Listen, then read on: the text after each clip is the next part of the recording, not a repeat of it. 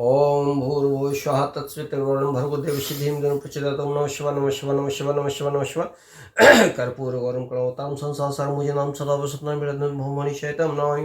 गुरुर्ब्रह्मा गुरुर्विष्णु गुरुर्देवो महेश्वरः गुरुः साक्षात् परं तस्मै श्री गुरुवे नमः। नमस्कार मित्रों, अभी हमने कथा सुनी थी कि किस तरीके से मन व शत्रुपा जंगल में जाकर नैमिषारण्य में और भगवत भजन में लीन है। अब देखिए आगे की कथा। ये कथा पहुंची थी बालकांड की दोहा संख्या 144 तक। दोहा संख्या 144 है कि एहि विधि बीते बरस खट सहस बारी आहार संवत सप्त सहस्र पुनि रहे समीर आधार। इस प्रकार जल का आहार करते 6000 वर्ष बीत गए। फिर 7000 वर्ष वे वायु के आधार पर रहे। देखिए साहब कितनी कठिन तपस्या, वो भी चौथेपन में, कि 6000 वर्षों तक केवल जल ग्रहण किया और उसके बाद 7000 वर्षों तक जल को भी छोड़ दिया, केवल वायु के आधार पर रहे। और बरस सहे से दसी त्यागे हुसो ठाड़े रहे एक पद दो। विधि हरिहरे तपु देखी अपारा मनुष्य समीप आए बहुबारा। और देखिए साहब 10,000 वर्ष तक उन्होंने वायु का आधार भी छोड़ दिया। दोनों एक पैर से खड़े रहे। उनका अपार तप देखकर ब्रह्मा विष्णु और शिव जी कई बार मनु जी के पास आए। सब इतनी कठिन तपस्या उस युग में कि 6000 वर्षों तक जल का ग्रहण किया, उसके बाद जल छोड़ दिया। फिर 7000 वर्षों तक केवल हवा से जिंदा रहे और फिर तो उन्होंने हवा वायु का आधार भी छोड़ दिया और एक पैर से खड़े हो गए। और कितने 10,000 वर्षों तक। हे प्रभु, और इस दौरान तप देख करके ब्रह्मा विष्णु और महेश कई बार उनके पास आए। और मागहु बरे बहु भांति लोभाए परम धीरे नहीं चलहि चलाए। और अस्थि मात्र हुई रहे शरीरा तदपि मनागे मन ही नहीं पीरा। उन्होंने इन्हें अनेक प्रकार से लालच दिया। किसने? ब्रह्मा विष्णु और शिव जी ने कई बार लालच दिया और कहा कि कुछ वर मांगो। पर ये परम धैर्यवान राजा और रानी तब से किसी के डिगाए नहीं डिगे। यद्यपि उनका शरीर हड्डियों का ढांचा मात्र रह गया, फिर भी उनके मन में जरा भी पीड़ा नहीं थी।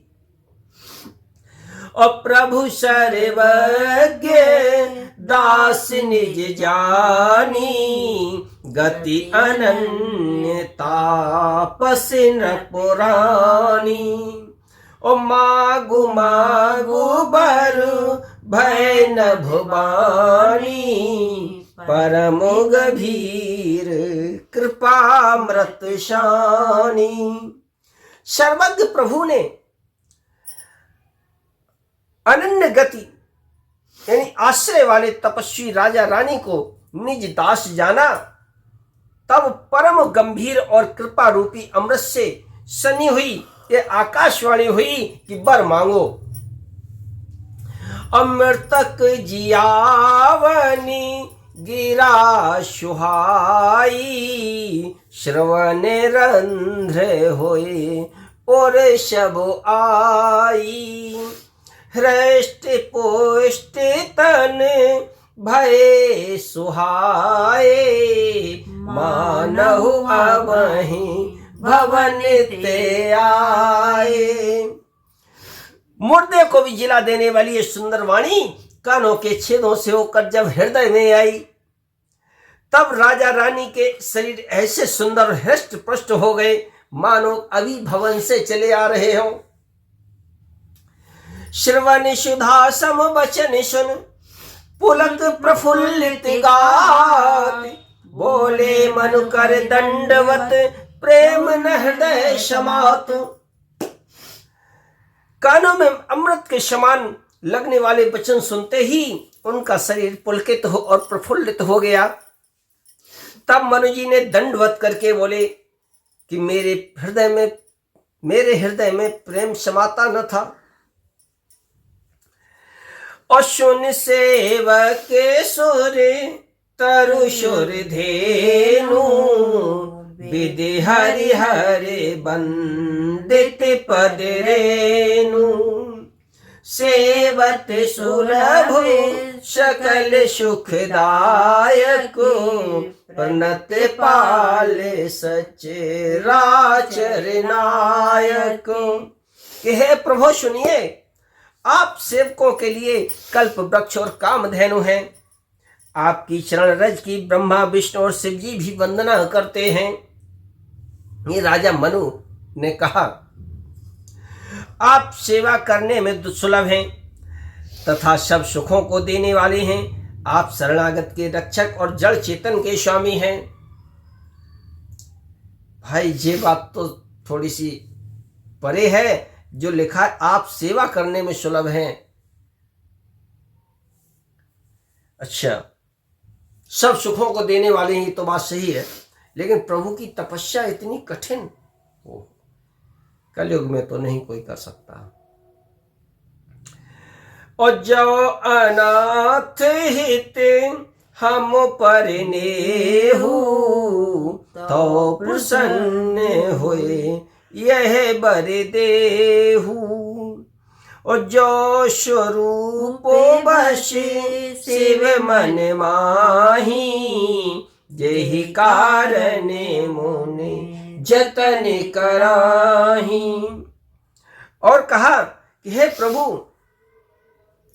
आप शरणागत के रक्षक हैं और जड़ चेतन के स्वामी हैं, तो हे अनाथों का कल्याण करने वाले, यदि हम लोगों पर आपका स्नेह है तो प्रसन्न होकर यह वर दीजिए। देखिए मनु ने क्या वर मांगा कि आपका जो स्वरूप शिव जी के मन में बसता है और जिसकी प्राप्ति के लिए मुनि लोग यत्न करते हैं, और जो भूषुंड मनि मानस हंसा, सगुने अगुने जेहि निगम प्रशंसा। और देखई हम सो रूप भरि लोचन, कृपा करो प्रणतारित मोचन। और कहा कि जो काकभूषण के मन रूपी मान सरोवर में विहार करने वाला हंस है, सगुण और निर्गुण कहकर वेद जिसकी प्रशंसा करते हैं, हे शरणागत के दुख मिटाने वाले प्रभु, ऐसी कृपा कीजिए कि हम उसी रूप को नेत्र भर कर देख सकें। और दंपति बचन परम प्रिय लागे, मृदुले विनीत प्रेम रस पागे। ओ भगति बछले प्रभु कृपा निधाना, विश्वास प्रगटे भगवाना। भगत बछल प्रभु कृपा निधाना और विश्वास प्रगटे भगवाना। अर्थात राजा रानी के कोमल विनय युक्त और प्रेम रस में पगे हुए वचन भगवान को बहुत ही प्रिय लगे। भक्त वत्सल कृपा निधान संपूर्ण विश्व के निवास स्थान या समस्त विश्व में व्यापक सर्व समर्थ भगवान प्रकट हो गए। बोलो श्री विष्णु भगवान की जय, श्री हरि की जय। नील सरोरह नील मन नील नीरधर श्याम, लाजहि तन शोभा निरख, कोटि कोटि सतिकाम। सियावर रामचंद्र की जय, पवन शत्रुमान की जय, उमापति महादेव की जय। अब मैं अपनी वाणी को यहीं विराम देता हूँ, और ऐसी जगह पर विराम होता है कि मन नहीं करता है कि कथा को विराम दिया जाए, लगता है कथा कहते ही रहो। लेकिन चूंकि दो दोहे का संकल्प इसलिए रखा था, फिर एपिसोड बड़ा हो जाता है जिसमें डाटा खर्चा अधिक होता है, और डाटा आजकल के लिए डाटा और आटा बहुत ज़रूरी है। तो अब हम अपनी वाणी को यहीं विराम देते हैं, और आगे के एपिसोड में देखिए कि प्रभु के जब दर्शन हुए मनु और शत्रुपा का क्या हाल था, ये आगे आपको कथा में बताएंगे। तब तक के लिए जय श्री राम।